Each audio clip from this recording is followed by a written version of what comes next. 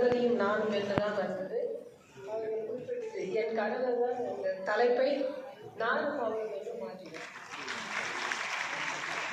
தொடரை படித்துவிட்டு என்னை பாராட்டுவார் என் அத்தை.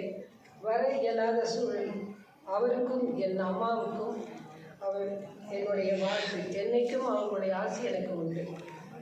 குடும்பத்தின் மூத்தவர்களுக்கு என் அன்பு வணக்கம்.